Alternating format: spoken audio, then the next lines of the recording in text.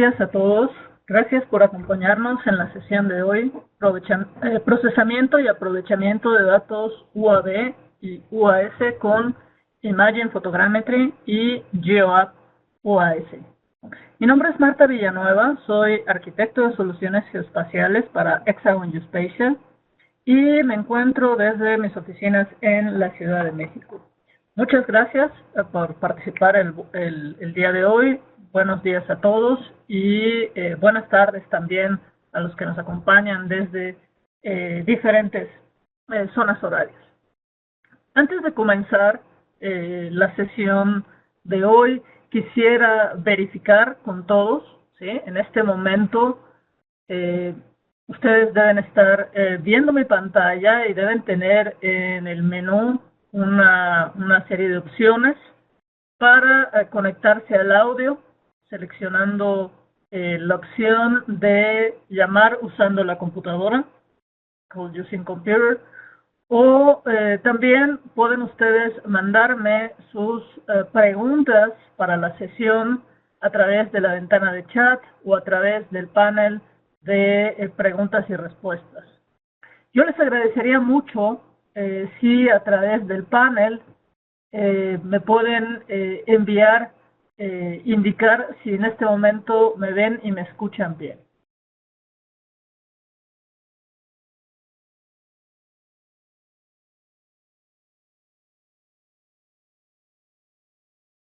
Muy bien, muy bien. Gracias a todos. Gracias Freddy, Roberto, Edgar, Efraín, Virginia. Muchas gracias a todos. Muchas gracias por su retroalimentación. Muchas gracias por participar también. Quisiera que esta sesión fuera muy práctica, como siempre. En el momento en el que ustedes tengan una pregunta, por favor, déjenme saber a través de la ventana de chat o a través de la ventana de preguntas.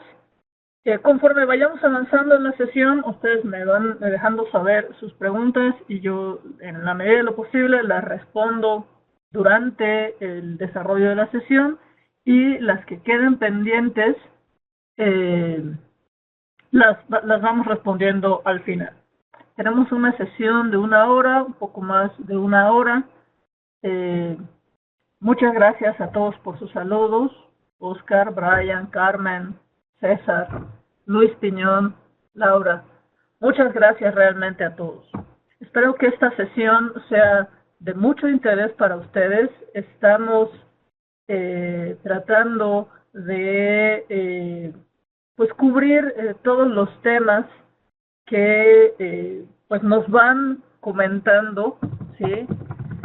Respecto a los intereses que ustedes tienen, y pues también tratamos de seguir una serie de temas que sean de mucho pues interés, ¿no? Como es en el caso del día de hoy, los sistemas aerotransportados no tripulados, los drones, ¿sí? Vamos a empezar, como siempre, con una muy breve introducción respecto a Hexagon Geospatial. Nuevamente, comentarles, esta sesión se está grabando, entonces ustedes la van a poder ver más adelante o la van a poder compartir con otros de sus colegas que no hayan podido asistir el día de hoy. Hexagon Geospatial es una división dentro de todo el grupo Hexagon, que está conformado por 3 divisiones principales. Metrología, que es la división que desarrolla todas las tecnologías de medición de ese tipo nanométrico o en términos muy precisos para realizar procesos de manufactura, de turbinas, de procesos de líneas de ensamble automotrices, todo lo que implica una medición de gran nivel de detalle. Geosistemas es la división donde está todo la tecnología para geoposicionamiento, como se trata del caso de nuestra empresa hermana Leica Geosystems. y la división de tecnología, donde están todos los sistemas para gobierno, seguridad e infraestructura, especializados en todas estas áreas. Y en esta división de tecnología es donde se encuentra Intergraph y Hexagon Geospatial.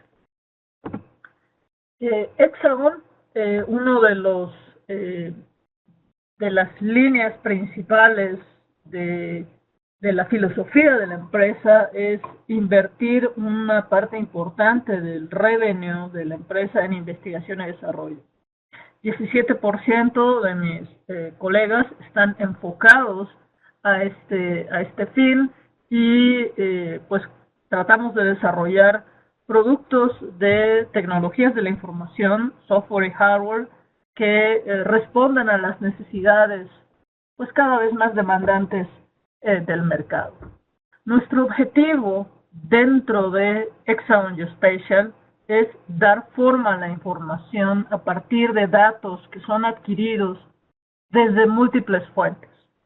Datos que pueden obtenerse a través de drones, como es el caso del día de hoy, a través de plataformas satelitales, a través de sensores que estén montados en vehículos, como el caso del Pegasus de Leica, o sistemas LIDAR que estén montados en aviones, o diferentes tipos de sensores que puedan estar instalados en diferentes plataformas. Estos datos necesitan procesarse de manera que podamos derivar información significativa de estos sensores y podamos representar los resultados de los análisis que realizamos de una manera que sea fidedigna para el proceso de toma de decisiones. Hay diferentes maneras de representar esta información y nuestras herramientas de software, lo que llamamos nuestro portafolio de poder en términos de software geoespacial, nos permite tomar los datos que son capturados por estos sensores y a través de herramientas de fotogrametría, como las que vamos a ver el día de hoy, vamos a poder generar una serie de productos cartográficos finales que van a ser susceptibles de ser procesados y analizados por otro conjunto de herramientas para hacer sistemas de información geográfica, para hacer percepción remota con sus diferentes análisis, y los diferentes datos, los diferentes mapas base que se derivan de todos estos procesos, de estos flujos de trabajo, nos permiten integrar catálogos y a través de las herramientas de administración podemos manejar grandes volúmenes de información. Estamos hablando de gigabytes, terabytes o petabytes de información para administrarlos, definir la seguridad, definir cómo se van a publicar estos datos y tener una serie de plataformas que nos permitan desplegar esa información a través de pues, servicios web que sean compatibles con herramientas desktop, con aplicaciones web, con sistemas web que dependan de browsers o con dispositivos móviles. A todo este proceso de captura de información hasta llegar a la administración y publicación de los datos le llamamos el ciclo de vida de la información espacial. Y constantemente tenemos que estar actualizando esta información espacial, ya que pues se desactualiza pues, constantemente, ¿no? Para este conjunto de procesos que se desarrollan con los diferentes datos que son adquiridos, es que utilizamos nuestro portafolio de poder, que está integrado por 3 suites, que es la suite del productor de datos, donde están todas las herramientas de fotogrametría, de percepción remota y de sistemas de información geográfica, la suite para el proveedor de datos, todos aquellos que van a administrar estos datos que han sido producidos, los análisis que se han derivado, cómo se van a ordenar, a organizar, a catalogar y finalmente a disponibilizar a través de un catálogo, de un servidor. Y finalmente, la suite para publicar esta información es una plataforma que permite que estos datos sean accesados a través de servicios web estándares OGC. El día de hoy nos vamos a enfocar principalmente en cómo trabajar con diferentes ejemplos de datos que lo que tienen en común es que han sido adquiridos a través de drones, a través de plataformas aéreas no tripuladas. Para que tengan una idea, típicamente cuando hablamos de percepción remota, estamos acostumbrados a trabajar con datos que están adquiridos aproximadamente a 700 kilómetros sobre la superficie terrestre. En términos de fotogrametría, podemos tener datos que hayan sido adquiridos de vuelos muy bajos, vuelos tripulados muy bajos, pueden ser de 700, 800 metros, hasta 11.000 metros en el caso de las escalas más pequeñas que nos permiten cubrir una mayor área, ¿sí? Cuando hablamos de sistemas de vuelo no tripulado, en realidad estamos hablando de alturas de adquisición mucho más pequeñas. Aquí les pongo el ejemplo de los 1.000 metros en el caso de la iBotics, pero en realidad es mucho menor. En promedio, un vuelo de un sistema de UAV, ya sea que se trate de un sistema tipo de rotores múltiples o de ala fija, estamos hablando de 200 metros, 300 metros, 120 metros de altura, ¿sí? Cuando se hace la planeación de estos vuelos, tenemos que tomar en consideración pues, las diferentes especificaciones de las plataformas que se usan para la adquisición de datos, ¿sí? Hay una serie de restricciones respecto a las alturas máximas en que los diferentes sensores se pueden operar y por eso es tan importante tener en consideración estas especificaciones. Hay diferentes tipos de dispositivos de vuelo no tripulados o diferentes tipos de drones que se pueden utilizar. Aquí les estoy poniendo un par de ejemplos únicamente porque corresponden a nuestra empresa hermana Leica Geosystems y es para explicarles dos diferencias fundamentales. Algo que me preguntan con mucha frecuencia respecto al uso de drones es qué tipo de cámaras se pueden montar en los diferentes dispositivos. El tipo de cámara que ustedes van a montar depende mucho de la capacidad de carga de esos dispositivos. Me están comentando, voy a hacer una breve pausa para poner un mensaje en el chat. Me comentan que están teniendo algunos problemas de audio.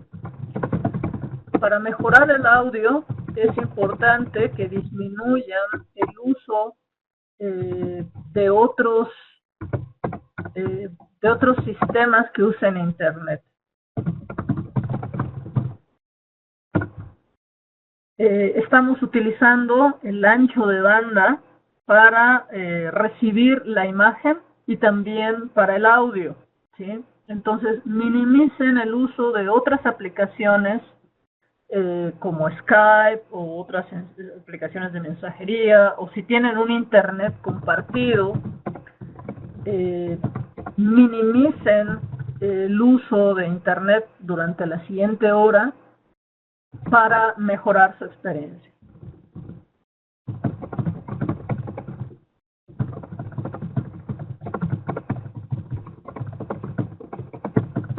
Muy bien.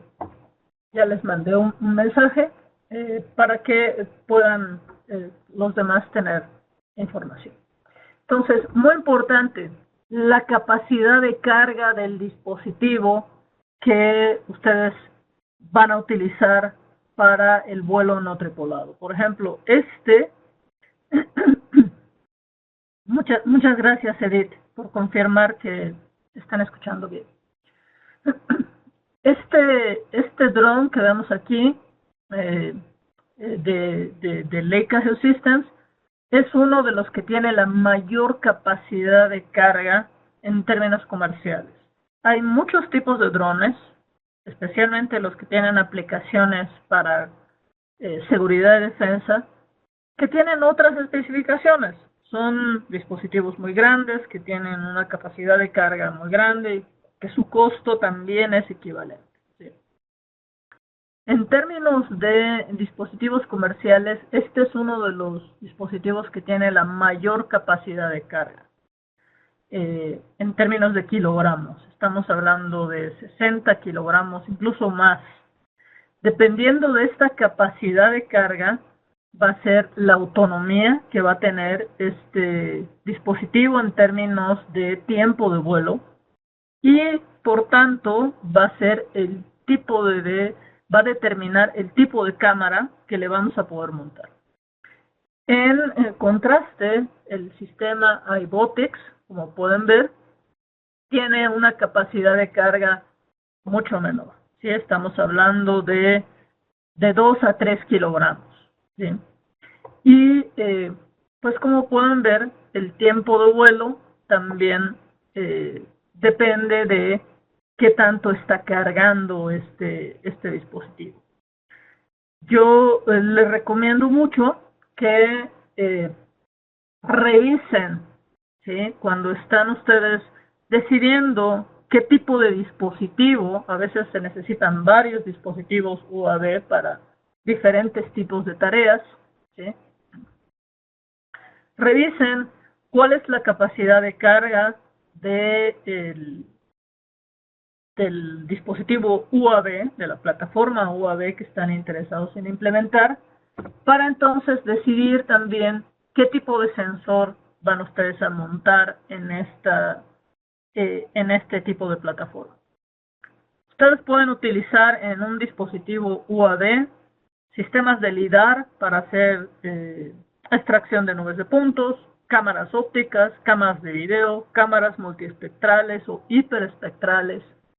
Y pues lo importante es que, número uno, sea soportado en términos del peso de este sensor que ustedes están montando sobre su plataforma no tripulada. Y algo muy, muy importante, ya en términos del procesamiento de la información, son qué datos complementarios, aparte de la imagen fotográfica, se van a poder, o de la imagen de video o de la nube de puntos, qué datos complementarios se van a poder adquirir al mismo tiempo. ¿Qué es a lo que me refiero? Para poder hacer el procesamiento de la información, independientemente de si se trata de una cámara multiespectral, de una cámara hiperespectral, de una cámara de video, es muy, muy importante que se pueda adquirir la posición de las fotografías, es decir, que la cámara tenga una conexión a un dispositivo GPS o que la cámara misma asocie las coordenadas X, Y, Z al centro de la fotografía que se está tomando con cada toma. ¿Sí? Eso es lo mínimo indispensable. Lo siguiente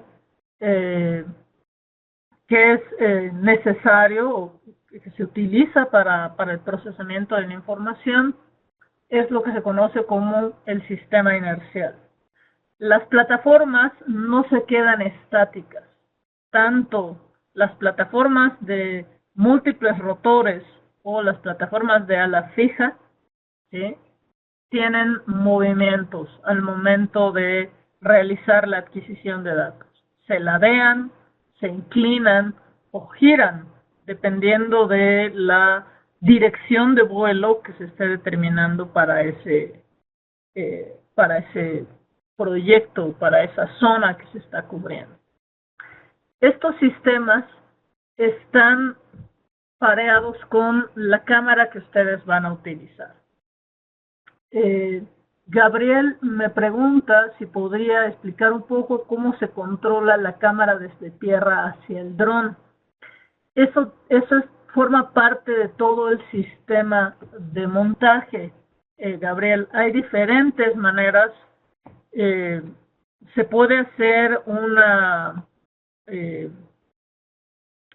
integración de componentes, en cuyo caso tú necesitarías pensar cómo se va a comunicar la cámara con los diferentes sistemas que van a registrar la información, o tú puedes optar por una solución llave en mano, que sea comprar un sistema que ya venga con una serie de cámaras que están, digamos, recomendadas por el fabricante del dron para trabajar con su dispositivo, ¿sí?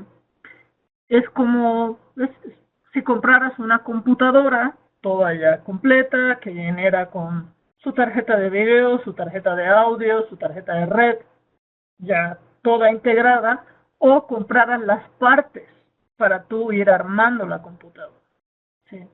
Desde luego, esa segunda opción tiene un mayor nivel de dificultad y vas a tener que, pues, enfrentarte a diferentes aspectos de prueba y error. Laura me comenta que todavía sigue teniendo problemas de audio y si se puede ver el webinar después. Sí, Laura, esta sesión se va a grabar, bueno, está siendo grabada y va a estar disponible en nuestra página web en un par de días después de esta sesión. Y para que la puedan compartir o reproducir si siguen teniendo problemas. Y por último,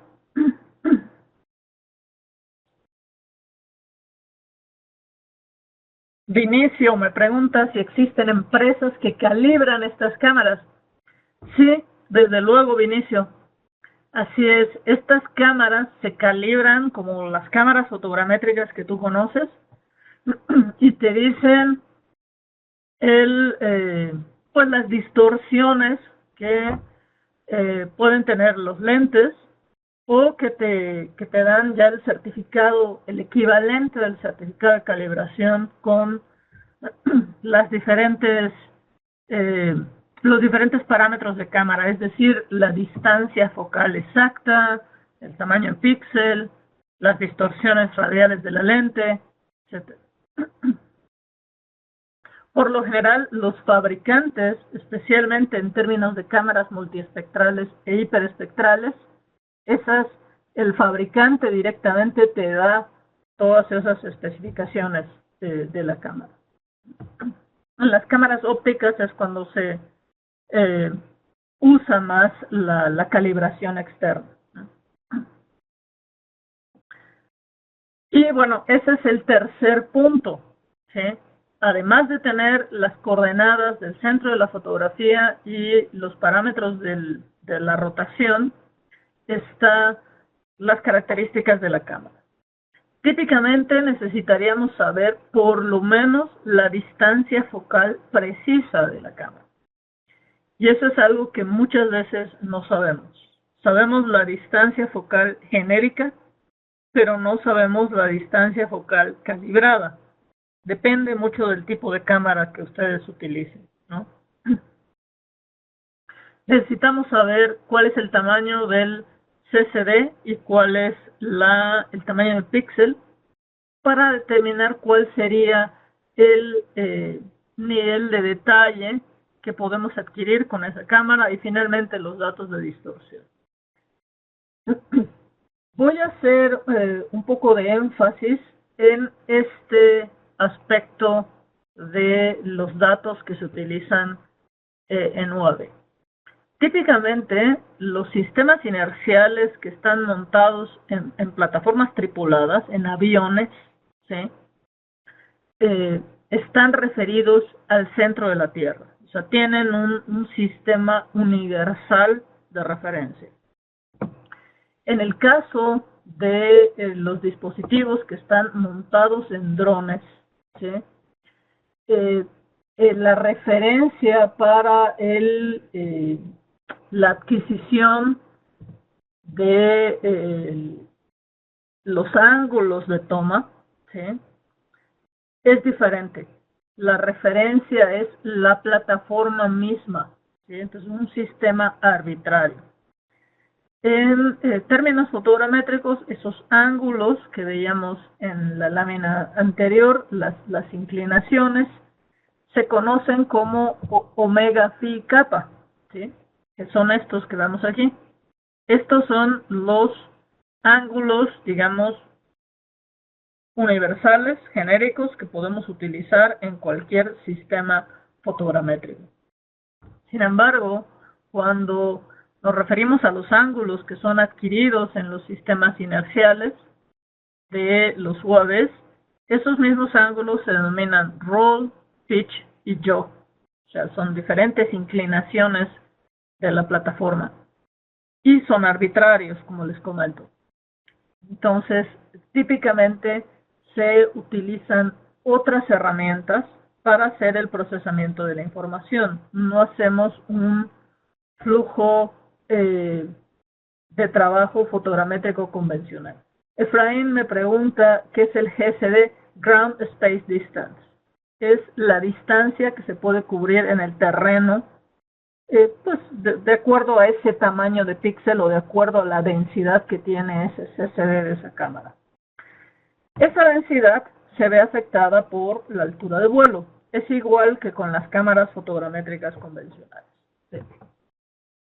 Otra cosa que afecta, como les comento, son las inclinaciones. Dependiendo de la configuración que ustedes tengan, ¿sí? Si tienen una configuración prácticamente nadir, como es la que vemos en este caso, nuestra imagen va a tener una menor deformación.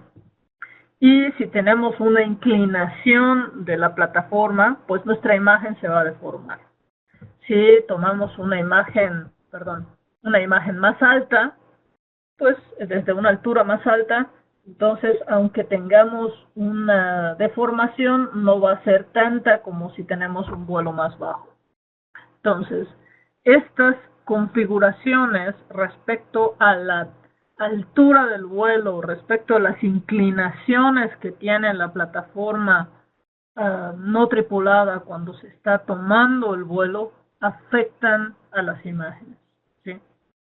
Los que tengan experiencia fotogramétrica recordarán que hay una serie de especificaciones al hacer los vuelos fotogramétricos. Que el ladeo, ¿sí?, del avión no sea mayor a 5 grados, que la inclinación no sea mayor a X número de grados, que el traslape tiene que ser de 60% en la línea de vuelo, de 30% entre líneas de vuelo, etc. Esas especificaciones tratamos de reproducirlas cuando se hace la planeación del vuelo, ¿sí?, UAV, en la medida de lo posible, pero estos dispositivos se afectan mucho más por las condiciones meteorológicas al momento de hacer la toma, ¿sí? Entonces es mucho más difícil tener un vuelo muy ordenadito y muy perfecto. Muchas veces estos vuelos adquiridos por drones tienen muchas inclinaciones en las fotografías, ¿sí? Y por tanto es muy importante que tengamos la mayor cantidad de información posible, y una cosa que es importante es que se necesita hacer un proceso de trabajo manual adicional al procesamiento básico de los datos, ¿sí? Típicamente vamos a ver que los datos de los drones, ¿sí?, tienen comportamiento, ¿sí? Hay unos desplazamientos mayores entre los datos, entonces necesitamos poner unos puntos adicionales, unos puntos de pase adicionales que se llaman puntos tie, puntos de enlace entre las fotos. Muchos de estos se pueden poner automáticos, pero muchas veces tenemos que poner esos puntos de manera manual para mejorar la correlación de las imágenes. Brian me pregunta, ¿cuál es el traslape recomendado entre líneas de vuelo con UAV? Hay una cosa muy importante en esto, Brian, es el tamaño que va a tener la imagen que tú estás tomando. Si tu cámara tiene un CCD muy chiquitito, ¿sí? Vas a tener que tomar fotos con mucho traslape para que puedas asegurar que tienes zonas comunes entre las imágenes. Ahora que veamos los ejemplos, van a ver cómo se configuran de diferentes maneras. Típicamente los vuelos de UAV pueden tener 80-90% de sobreposición, porque cuando se toman físicamente ya los vuelos, cuando se ejecutan, pues el traslape se disminuye, ¿sí? Ya al momento de hacer la toma, ¿sí?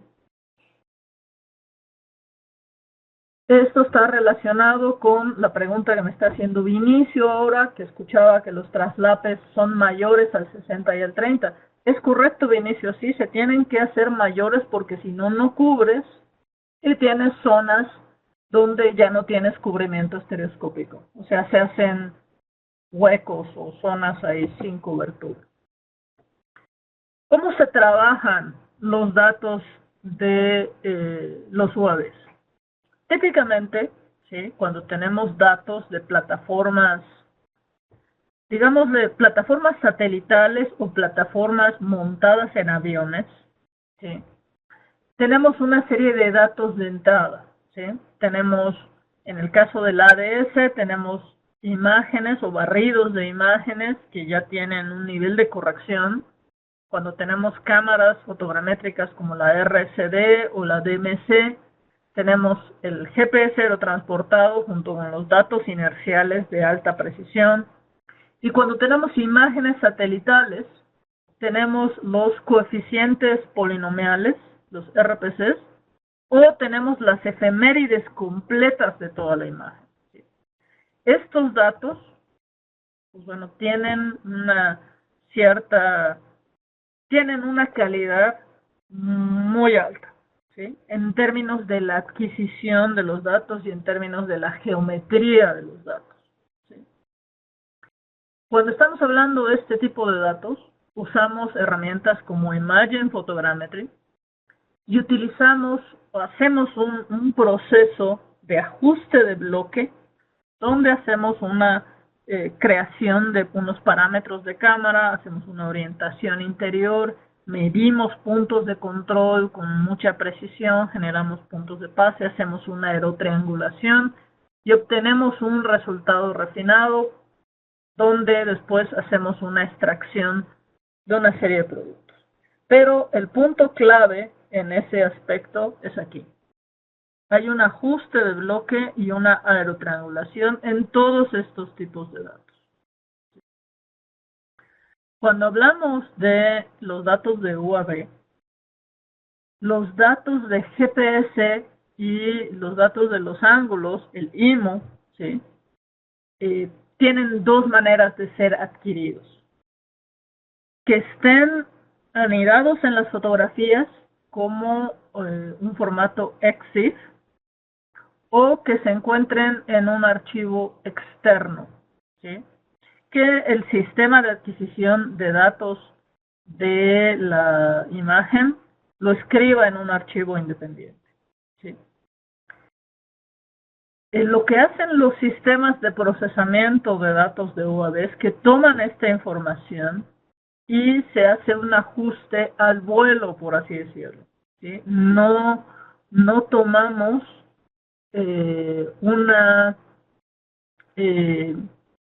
un proceso de aerotriangulación formal o riguroso, sino que se hace un ajuste con estos datos a partir de identificación de patrones. Ahora se los voy a mostrar.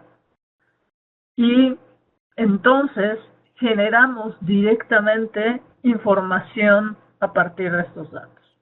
¿Sí? Para que yo pueda tomar esta información y realizar un proceso fotogramétrico con esos datos, tengo que hacer una importación de los datos dependiendo de lo que me permitan las diferentes herramientas para procesar los datos UAV.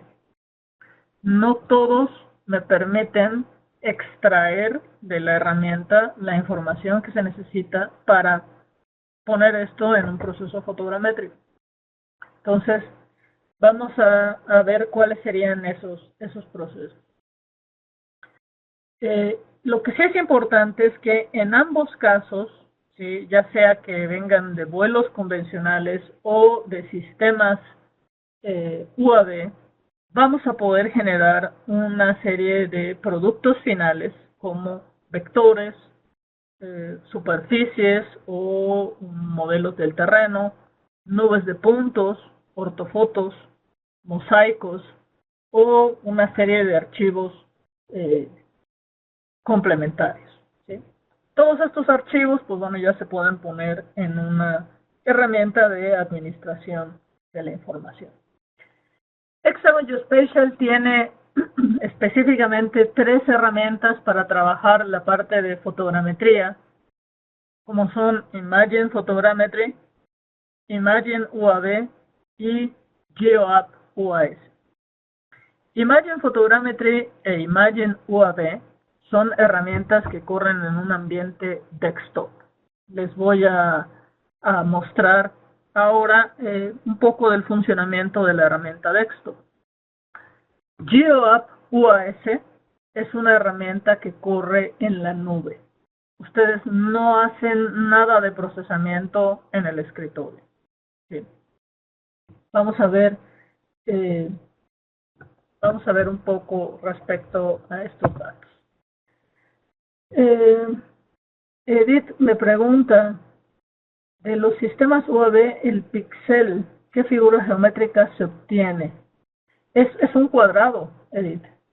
El píxel es un cuadrado siempre.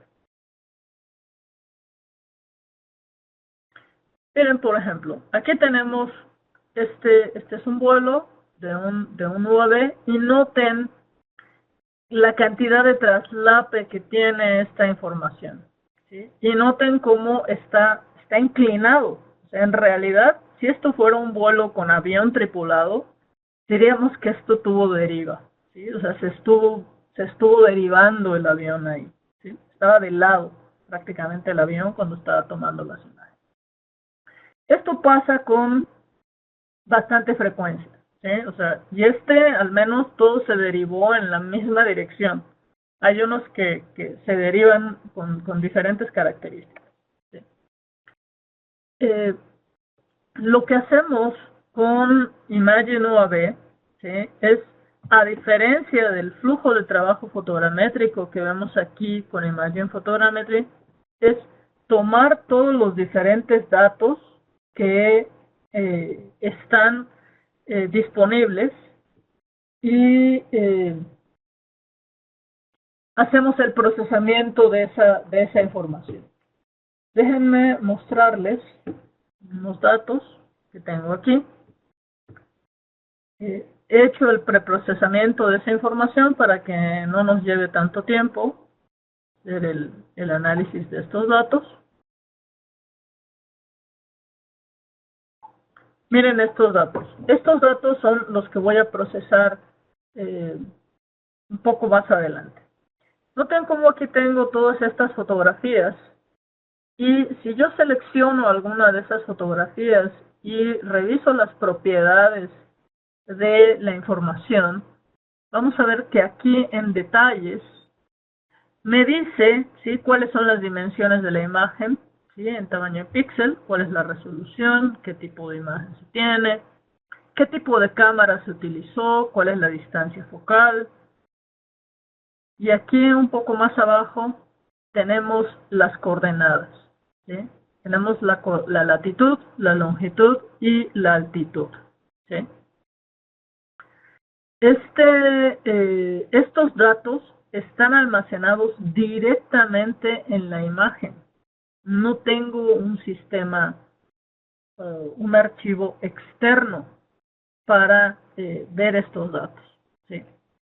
Cuando estos datos están disponibles de esta forma, se dice que el archivo imagen tiene un formato EXIF, EXIF. Eso quiere decir que las coordenadas están anidadas directamente en la fotografía. Eso es muy recomendable. Si su dispositivo, su cámara que está montada en su UAD puede hacer esa adquisición de datos, eso es lo más recomendable. ¿Sí? Porque los sistemas tradicionales de procesamiento de UAD, ¿sí?, lo que van a hacer es esto. Este es un ejemplo de la interfase de Imagen UAD. En este momento no lo tengo activado porque lo voy a correr desde la nube. ¿Sí? Lo que hacen es esto. ¿Sí? Seleccionamos los datos de entrada. ¿Sí? Le digo dónde están los datos que voy a utilizar. Le digo cuáles van a ser los datos que voy a utilizar, si están en un archivo externo o si están dentro de anidados dentro de la foto, y defino qué parámetros de procesamiento voy a utilizar. Dependiendo de la precisión que tengan estos datos del GPS que se esté utilizando, vamos a tener una precisión alta, media o baja en la orientación. Y pues también dependiendo del tipo de dato que yo quiera generar, voy a especificar una precisión de extracción de la superficie. ¿Sí? Pero no hago ningún proceso de aerotriangulación. Y procedemos a indicar los parámetros de salida. Los datos de salida que obtenemos son una nube de puntos en formato LAS, un mosaico en formato TIFF y una superficie del terreno, un modelo de elevación digital, también en formato TIFF. ¿Sí? Noten cómo aquí, si ese archivo tiene coordenadas, como las que les mostraba hace un rato, pues entonces ya no necesitamos especificar ese procesamiento. ¿Sí? Como un archivo externo. ¿Sí? Si yo lo tuviera como un archivo externo, déjenme ver, tengo por aquí, déjenme salir de esto.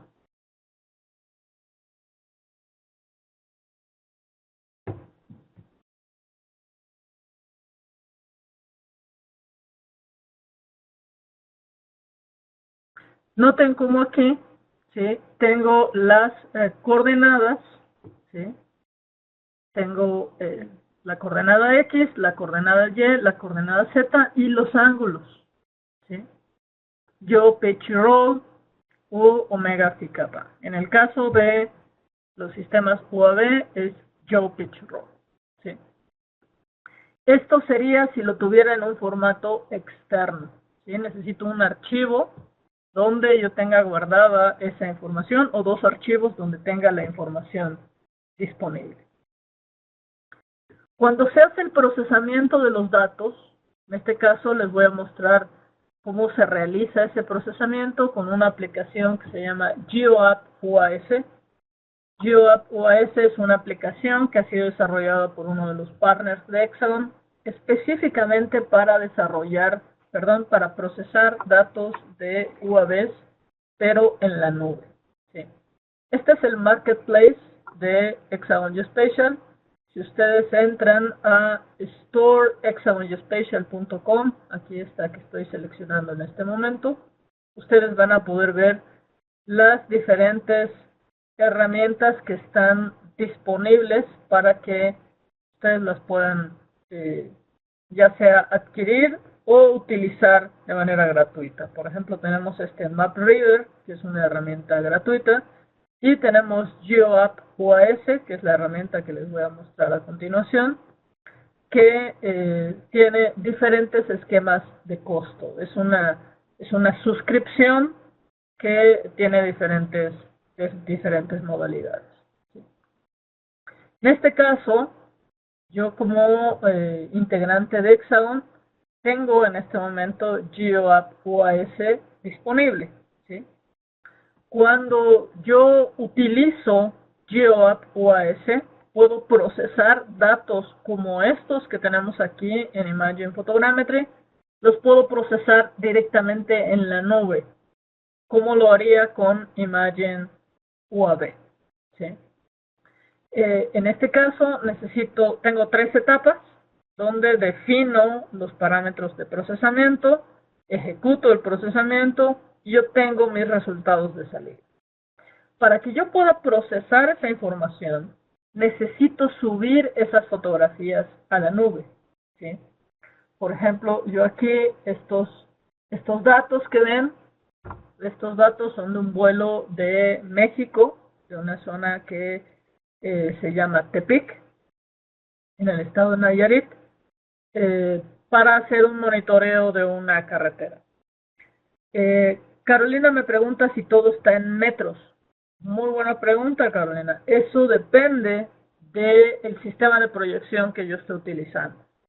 Si estoy utilizando un sistema en coordenadas geográficas, necesito posteriormente hacer una conversión de los datos a un sistema proyectado, a UTM, a una transversa de Mercator, a una cónica de Lambert, lo que yo necesite, ¿sí? Eso va a depender de cómo estoy procesando la información. En el caso de este que tenemos aquí, noten cómo estoy definiendo aquí en la parte de abajo, estoy seleccionando ahora, este bloque está definido en una proyección UTM zona 17. ¿Sí? Entonces aquí desde luego estamos trabajando en metros. Pero eso depende de cómo esté definido el proyecto, de cómo se vaya a ejecutar ese proyecto. Entonces, para iniciar el procesamiento, necesito subir esas fotografías a la nube y para eso utilizo el Dropbox geoespacial de Hexagon Geospatial, que es MapChest. A través de MapChest yo puedo subir la información. Aquí yo tengo un folder que es de la región de México, Centroamérica y el Caribe. Aquí está. México, Centroamérica y el Caribe. Y aquí tengo mis datos, ¿sí?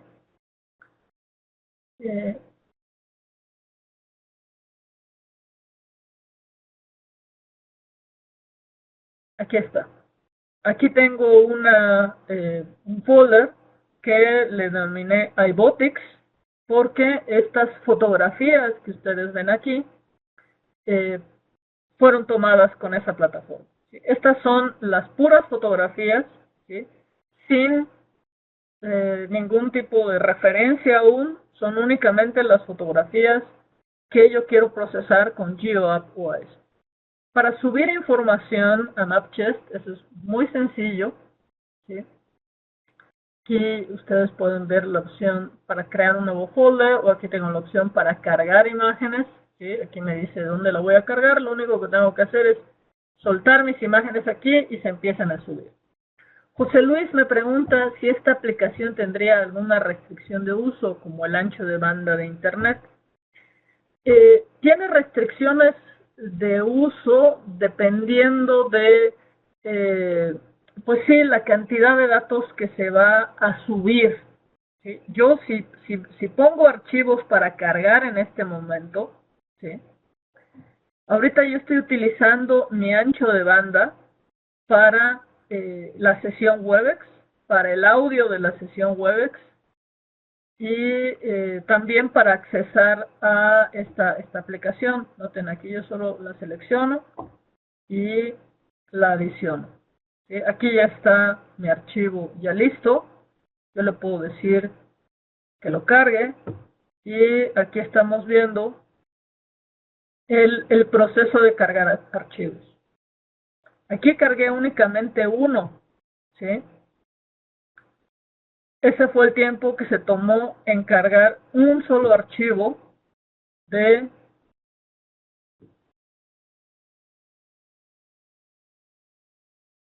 casi 7 megas, ¿sí? A mí me parece que fue bastante rápido, ¿sí? En ese momento, cuando tú cargas la información a MapChest, es cuando estás utilizando la mayor cantidad de ancho de banda, ¿sí? Y reitero, ahorita yo estoy utilizando mucho ancho de banda, ¿sí? Para esta sesión. Ya una vez que tenemos los datos en el MapChest, ¿sí? En mi folder de trabajo, ¿sí? Yo puedo venir a GeoApp UAS, perdón, y puedo procesar.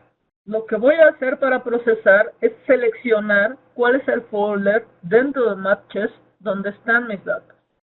¿Sí? Aquí lo que está haciendo es se está conectando a MapChest.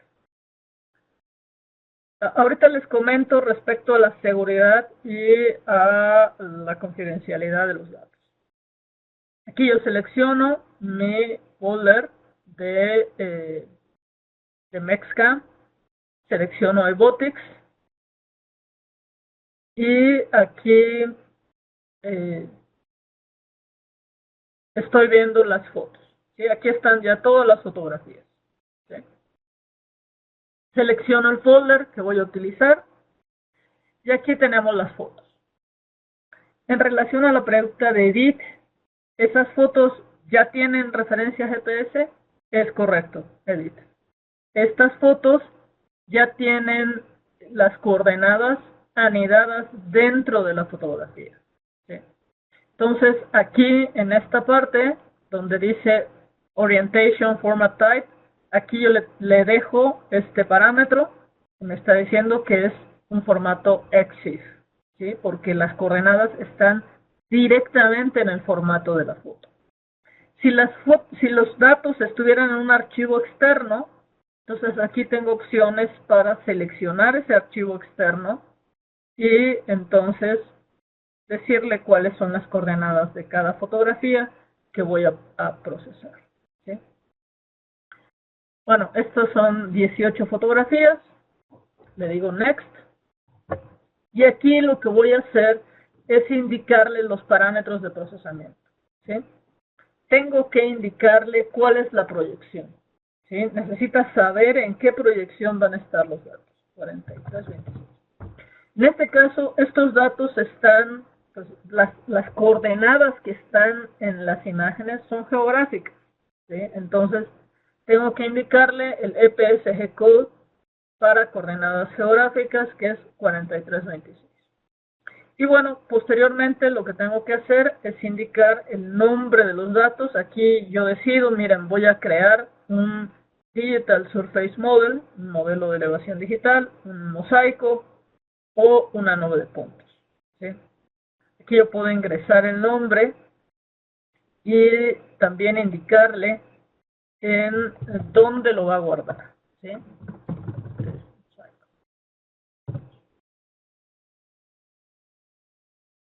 Si yo quiero generar los 3 datos o necesito generar los 3 datos, pues aquí le indico los nombres o desactivo los datos que no necesito crear en este momento y cuando yo le dé Next ya puedo iniciar el procesamiento de la información. Gilberto pregunta, ¿el código 4326 es un código interno? No, Gilberto, no es un código interno. EPSG Code es una nomenclatura estándar para referirnos a los diferentes proyecciones. Es un estándar el manejo de ese código EPSG Code y los diferentes tipos de datos, ¿sí? Por ejemplo, la proyección UTM de zona 17 norte tiene su propio EPSG Code, ¿sí? Y hay un catálogo de todas de esos códigos. Es como una estandarización para que en todo el mundo se utilice de esa forma.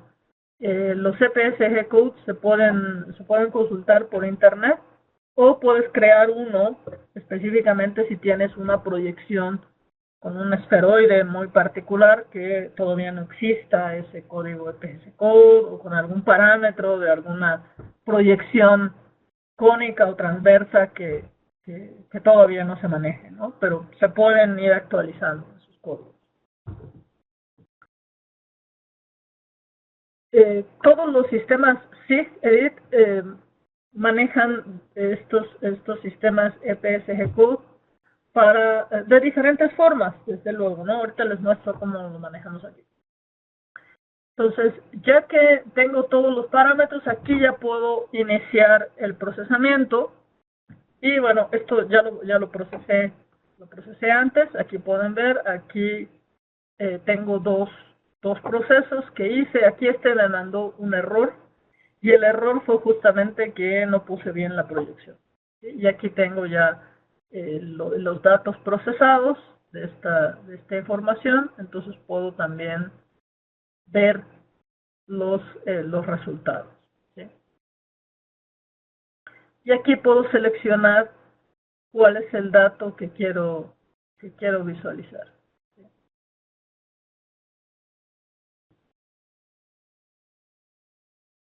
Aquí está cargando la información. Y bueno, también en MapChest ya quedan guardados nuestros datos. Aquí pueden ver, esta ya es la imagen que estamos viendo, ¿sí? Del resultado del procesamiento del UAV. Pero no hice ningún proceso de ajuste. Todo se realiza interno con los datos que se proporcionan del archivo de orientación. En este caso, los que estaban anidados en la fotografía. Aquí en MapChest, algo que es muy importante en términos de el uso de la información. Noten cómo aquí esta imagen, que es el resultado del proceso de UAV, ¿sí? Me dice que ha sido publicada. ¿Sí? Que ha sido publicada quiere decir que ya existe una URL para un servicio web WMS o WMTS para que yo pueda compartir esa información. ¿Sí? Utilizando un servicio web, otras personas pueden ver esta imagen. ¿Sí? Al momento de que termino de procesarla, yo la publico, ¿sí?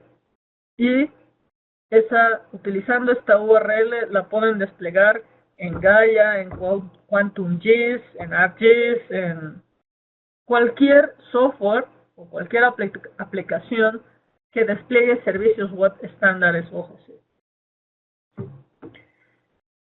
Si yo la comparto, entonces otras personas pueden ver esta información. En este momento solamente yo la puedo utilizar y la puedo ver. ¿Sí? Cuando la publico, ¿sí? se puede accesar a esta información a través de un servicio web. No al archivo, no al mosaico.tif, sino al servicio web que se crea a partir de ese archivo TIFF. Yo lo puedo despublicar, ¿sí? Me dice, ¿quieres despublicarla? Sí. Entonces, esa ya no está más disponible como un servicio web estándar. ¿Qué otra cosa puedo hacer con esa imagen? La puedo comprimir, ¿sí? En formato SW o JPEG 2000 y entonces ya me va a ocupar mucho menos espacio. Si estoy trabajando en la nube, todos estos archivos ocupan espacio. Exaon Geospatial, la plataforma en la nube de Exaon Geospatial está soportada por Amazon Web Services.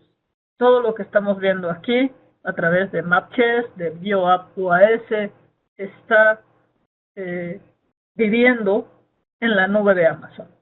¿Sí? Entonces, toda esa parte de seguridad se puede utilizar para hacer el procesamiento. ¿Sí?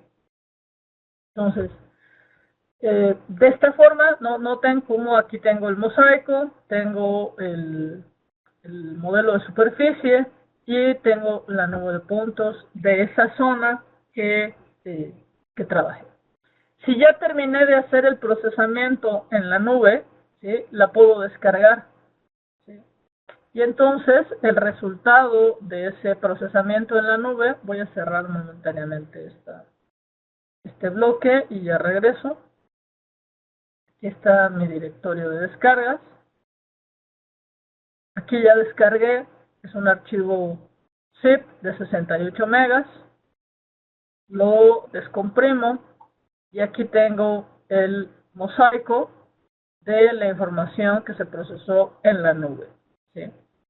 Aquí hay unas zonas que están barridas porque el DEM no cubre toda esa zona, ¿sí?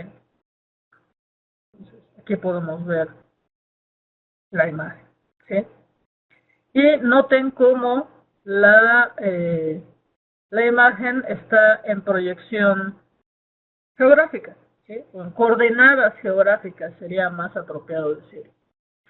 Si yo consulto los metadatos de esa información, ¿sí?, vamos a ver, ¿sí?, que aquí tiene su código EPSG-code, ¿sí? Ese es el estándar que les mencionaba anteriormente.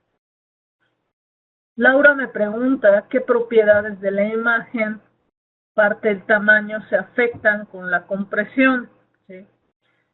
Una de las características de la compresión SW es que es visualmente sin pérdida.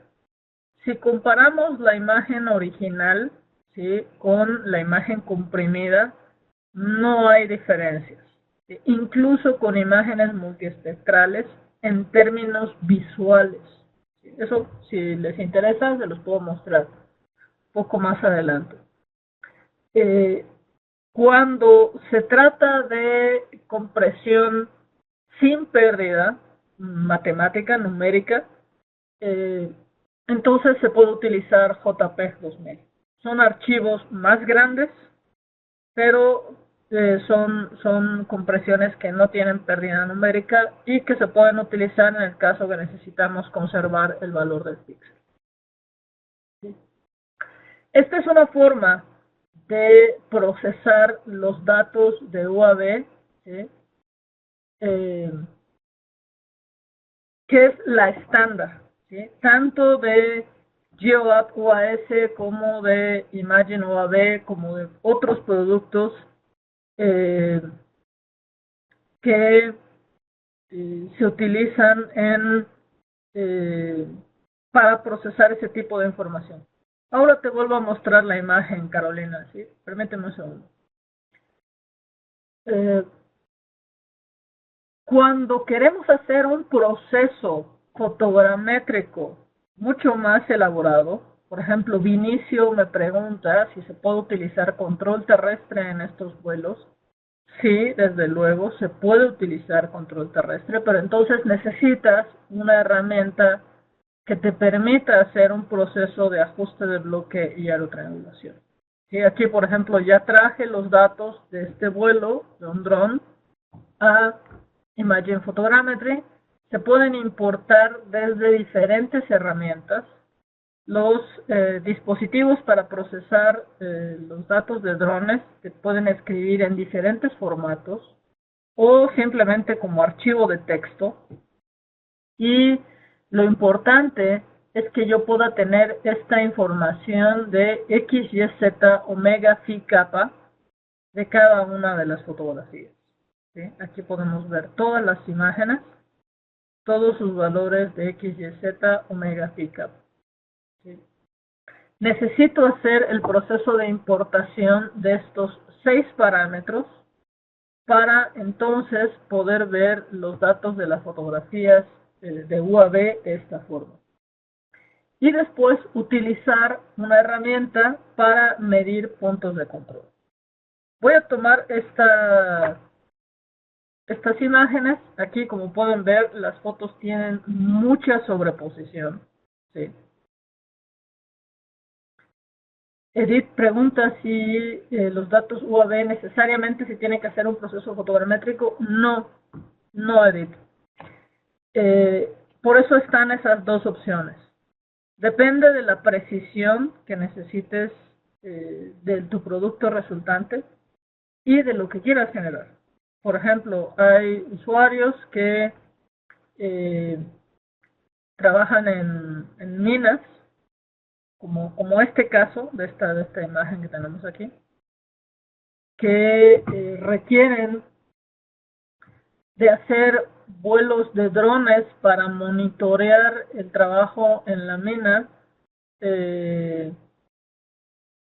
2 o 3 veces al día, ¿sí? Entonces, necesitan procesar muy rápido la información, a veces no toman ni siquiera puntos de control. ¿Sí?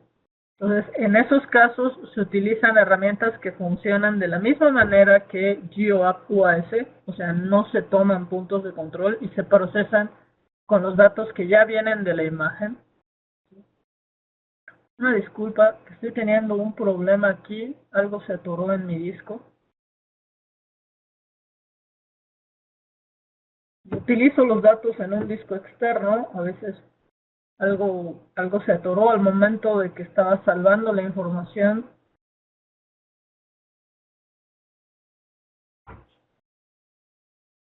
Tal vez tenga que volver a iniciar mi software. Bueno, mientras voy respondiendo las preguntas.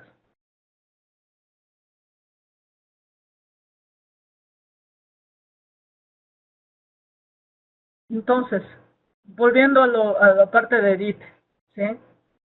Tengo muchas preguntas aquí. No necesariamente se tiene que hacer el proceso fotogramétrico.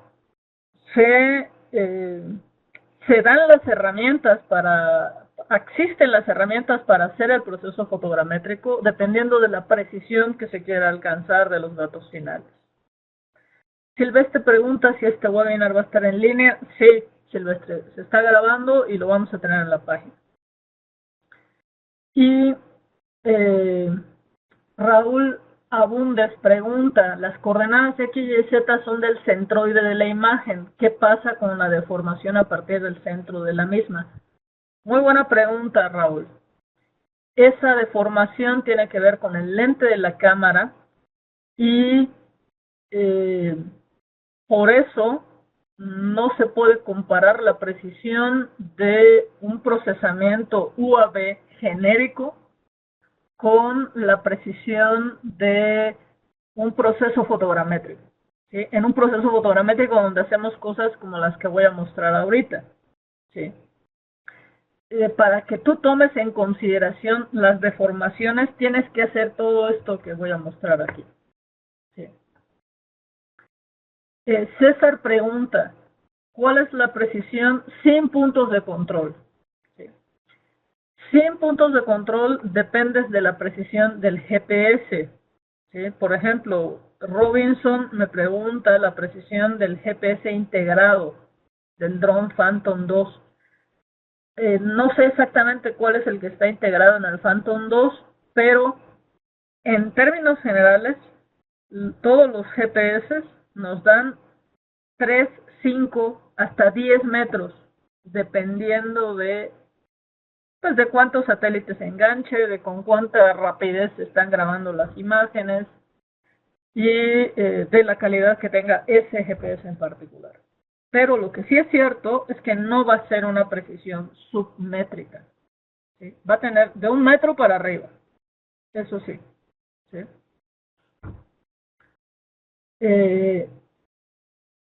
¿Y es necesario una GPS como base en tierra o es suficiente con el que tiene el dron? Si tú vas a hacer un proceso fotogramétrico, necesitas tener los puntos de control terrestre. Por ejemplo, déjenme mostrarles esto de aquí. ¿Sí? Aquí voy a seleccionar un punto y aquí puedo ver, ¿sí?, todas las imágenes en el que ese punto aparece. ¿Sí? Aquí veo que sale en la 44, en la 43, en la 42. Voy a seleccionar una de esas imágenes como imagen maestra. ¿sí? Voy a seleccionar la imagen 43 como imagen maestra.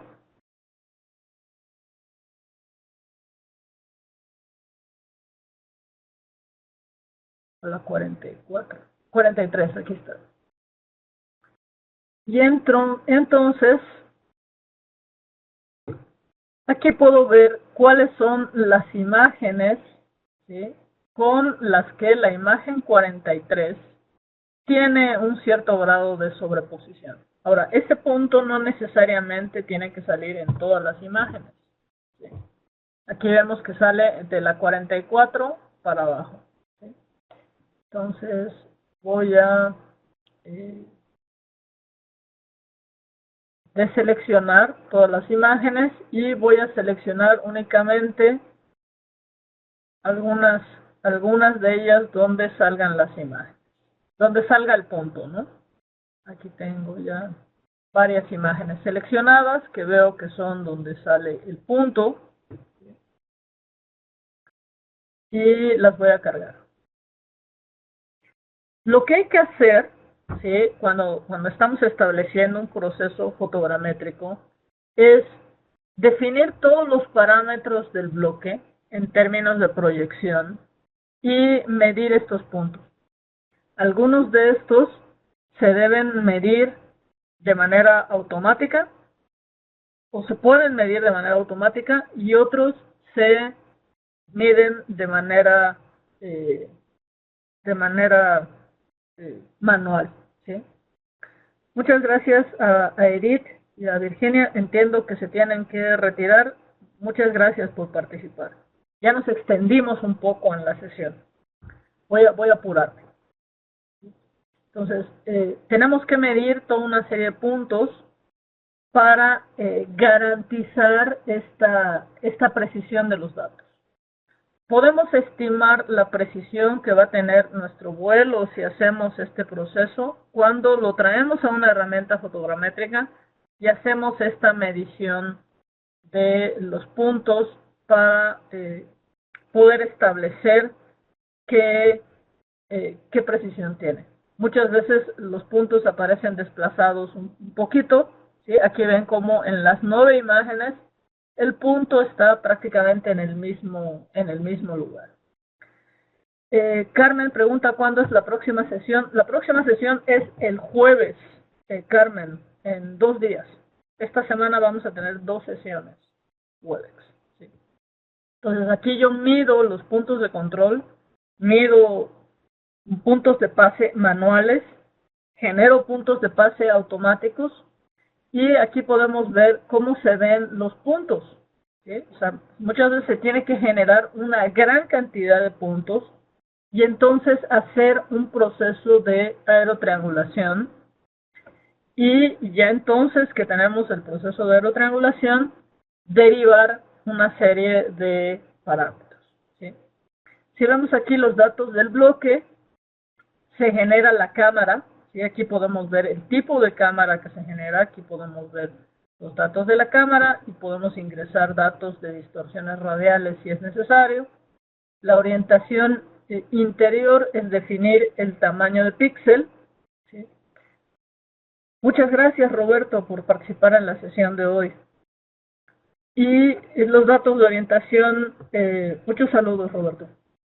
Y los datos de orientación exterior, que son los que importamos del sistema UAV, ¿sí? Estos datos son los que nos sirven para hacer una orientación preliminar y que después yo pueda medir esta cantidad de puntos y que entonces pueda hacer un ajuste y derivar datos del terreno, ¿sí? Déjenme mostrarles la nube de puntos que se genera a partir de estas imágenes. Quiero mostrarles la nube de puntos porque es específicamente uno de los productos especiales que se derivan a partir de los datos de UAV, ¿sí? A veces tengo un poco de problemas con el Webex cuando hago esto porque consume muchos recursos de despliegue. Pero miren, esta nube de puntos puede tener millones de puntos. En la sesión del jueves, que va a estar dedicada específicamente a nubes de puntos, vamos a ver algunas de las nubes de puntos más grandes que he trabajado. Pueden tener hasta 500 millones de puntos o más, ¿no? Esta nube de puntos no es tan grande, pero nos permite tener una información de los datos del terreno. Poder producir estos datos de manera muy rápida es lo que nos permiten las herramientas de UAV, como Imagine UAV, GeoApp, UAS, ¿sí? Que yo pueda procesar los datos de UAV muy rápido, ¿sí? Y que yo los pueda tener disponibles para descargarlos y usarlos de esta manera, o para usarlos como servicios web, ¿sí? Y bueno, aquí ustedes pueden ver este tipo de datos, las nubes de puntos, también tienen un metadato asociado, ¿sí? Este es como el metadato de la imagen que veíamos anteriormente. Aquí no está definida la proyección, ¿sí? Por eso no me aparecen los datos de proyección. Ahorita les muestro uno que tenga datos de proyección, ¿sí? Y aquí podemos ver que esta nube de puntos en particular tiene 34 millones de puntos. Esta que vemos, que es un pedacito de una zona. Y una de las características que tiene el procesamiento de datos de este tipo, ¿sí? Es que me permite asociar la información del color de la fotografía, ¿sí? Los colores de las imágenes, pues bueno, dependen de las imágenes de entrada. Se pueden hacer ciertas modificaciones de color, pero básicamente aquí lo que estamos haciendo es asociar los datos de color de la imagen a la nube de puntos. Vamos a ver con más detalle respecto a las nubes de puntos un poco más adelante. Alguien me pedía que yo volviera a mostrar los metadatos de la imagen comprimida, perdón, de la imagen que bajamos de GeoApp OS. Aquí están los datos, ¿sí? Estos son los datos de proyección, el histograma de la imagen, los datos de píxel. Aquí esos ceros son el background, y aquí está la información general de la imagen. Cuando tenemos GPS submétrico, pues podemos crear datos de mucho nivel de detalle. Quisiera mostrarles ya un último ejemplo, ¿sí? A veces lo que tenemos que hacer es ir trabajando el bloque parcialmente, ¿sí? Noten, esto es lo que pasa en un bloque típico de un proceso fotogramétrico. Estas imágenes corresponden a un vuelo de un UAV de ala fija, proporcionado muy amablemente por nuestro socio de negocios Estian en México. Y aquí pueden ver, noten la diferencia entre esta imagen y esta, ¿sí? Hay una diferencia de tamaño en la imagen porque ahí el dron como que se estaba elevando y después volvió a bajar, ¿sí? Si nosotros hacemos el proceso fotogramétrico, pues podemos mejorar significativamente la precisión de estos datos, ¿sí? Noten aquí también, en el caso de esta información, también está en proyección UTM, ¿sí? Bueno, cubrimos quizá muchos temas el día de hoy. Voy a tratar de responder las preguntas que me quedan pendientes para no demorarme demasiado en extenderme en el tiempo del webinar. Realmente es un tema que quizá deberíamos retomar en otras sesiones. La próxima sesión es el 14 de abril, donde vamos a ver cómo explotar esos datos que obtenemos a partir del procesamiento de las UAVs, o a partir de imágenes satelitales, o a través de datos de LIDAR que estén montados en un avión, ¿sí? Después La última semana de abril vamos a tener otros 2 webinars en esa semana para generar modelos gráficos y estamos todavía por confirmar este webinar para utilizar imágenes históricas, para hacer un procesamiento rápido de imágenes históricas que tenemos con uno de nuestros usuarios en Puerto Rico. Va a ser un webinar conjunto con nuestros usuarios de Puerto Rico, entonces los invitamos a estas sesiones que vamos a tener en estos días y vamos a tener más sesiones en mayo y en junio también, donde vamos a ver algunos de estos temas, más los temas que me han sugerido o que me han pedido en estas sesiones. Estamos preparando un webinar especial conjunto con la oficina de Leica en México para topografía y surveying y para procesamiento de datos de Pegasus, ¿sí? Que es un sistema LIDAR terrestre. Estos webcasts están publicados en nuestra página web, ¿sí? Aquí en esta dirección, hexagongeospatial.com, support webcast.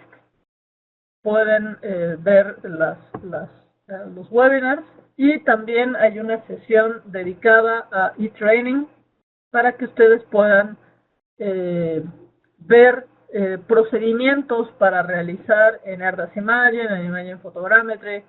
Hay videos cortitos para ver una serie de procedimientos.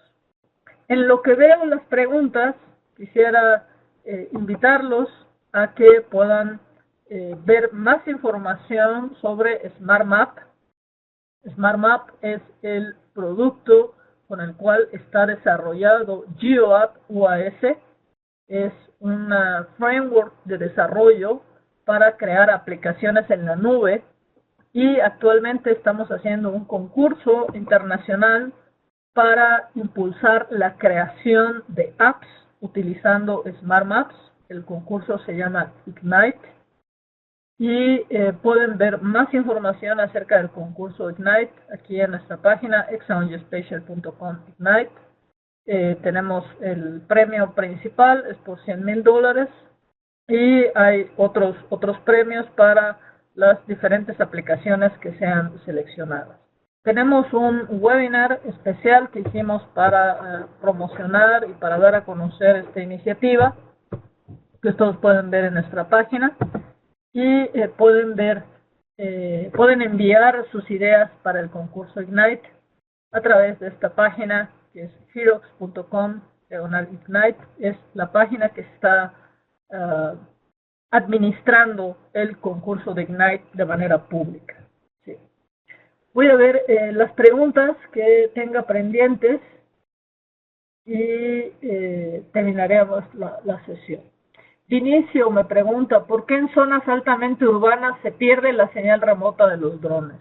Muchas veces los cables de alta tensión y las torres de alta tensión afectan la señal, Vinicio. Es un control remoto, ¿sí? Es como cuando a veces pierdes la señal de tu teléfono. Varía dependiendo del tipo de componentes que tenga el dron que estés utilizando. ¿Cómo se obtienen curvas de nivel a partir de estas imágenes? Sergio, te invito a la sesión del jueves. Ahí vamos a ver todo el proceso, porque ahorita se vio cómo a partir del dron se extraen los datos. En la sesión del jueves de las nubes de puntos les voy a mostrar el flujo de trabajo para llegar a generar curvas de nivel detalladas con diferentes tipos de datos, no solo con datos de drones, ¿sí? Efraín dice que tiene un dron Inspire 1, ¿cómo es la precisión de ese dron, del GPS de ese dron? La verdad, no conozco ese GPS, Efraín. Deben estar las especificaciones en el modelo del GPS. Eso es lo más recomendado, que ustedes vean las especificaciones de los diferentes productos que están integrando, ¿sí?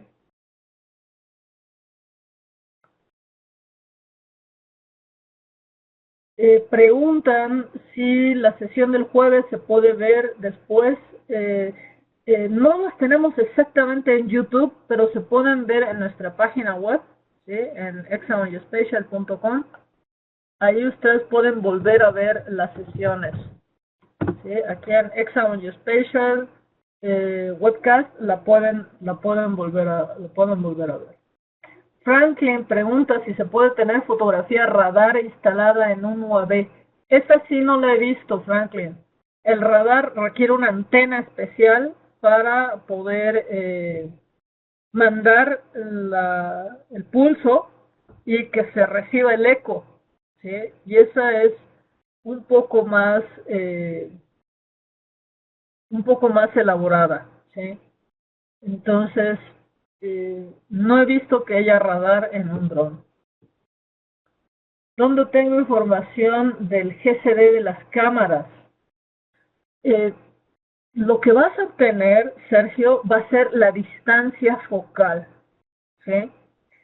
En términos de la altura de vuelo, tú haces el cálculo de a qué altura tienes que volar de acuerdo al tamaño de CCD que tienes para poder estimar qué tamaño de píxel vas a obtener.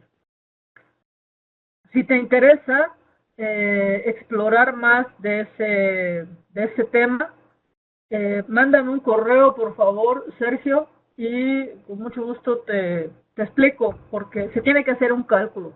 El tamaño de píxel varía dependiendo de la altura a la que vuele el dron o el avión, ¿sí? Es lo mismo en cualquier caso. El CCD de tu cámara no cambia, ese siempre es de 1 micra, de 2 micras, pero dependiendo de la altura a la que lo vueles, pues la cobertura en el terreno puede ser 30 centímetros, 50 centímetros, o más grande o más chico. Emanuel pregunta, ¿cómo se puede disminuir la gelatina en el mosaico? La gelatina, Emanuel, depende del modelo de elevación digital. Eso quiere decir que tu modelo de elevación digital no está preciso o no tienes datos de elevación en esa zona y por eso se hace esa gelatina, ¿sí? Si puedes, atiende la sesión del jueves. Voy a hablar ahí acerca de esas cuestiones o te invito a que veas la sesión después cuando esté grabada, ¿sí? Aquí están mis datos de contacto para cualquier otra pregunta adicional y para cualquier otra duda. Los invito muy cordialmente a que me escriban, ya sea a mí o a mi colega Jairo Linares. Con mucho gusto les damos seguimiento.